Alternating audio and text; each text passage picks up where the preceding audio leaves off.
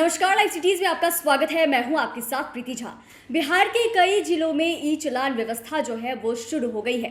वहीं भागलपुर की बात करें तो भागलपुर में अभी भी देरी हो रही है। दरअसल इसको लेकर परिवहन सचिव की तरफ से ही आदेश नहीं दिया गया है, जिसके कारण ये व्यवस्था अभी भी रुकी हुई है। हालांकि कमांड एंड कंट्रोल रूम जो है वो बनकर तैयार हो गया है और इसके बारे में भागलपुर के डीएम सुब्रत कुमार सेन तमाम जानकारी देते हुए नजर आ रहे हैं कि उनके तरफ से जो भी जानकारी मांगी गई थी वो तमाम जानकारियां दी गई है, लेकिन अभी परिवहन सचिव की तरफ से ही आदेश नहीं आ पाया है। इसी के कारण थोड़ी देरी इसमें हो रही है। इन तमाम चीजों को लेकर भागलपुर के डीएम सुब्रत कुमार सेन क्या कुछ कहते हुए नजर आ रहे हैं, सुनिए।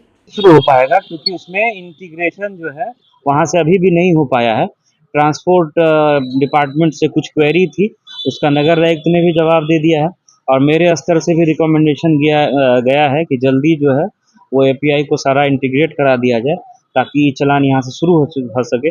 लेकिन ICCC जो है वो फंक्शनल हो गया, 1800 कैमरे लग गए हैं, कैमरे से मॉनिटरिंग शुरू हो गई है, सारे पुलिस कर्मियों की ट्रेनिंग हो गई है।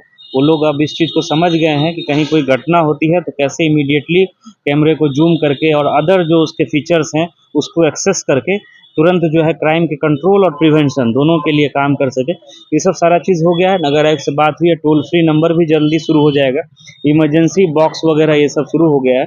तो कैमरे वगैरह और जो FC केबल वगैरह का काम होता है वो सब हो गया है।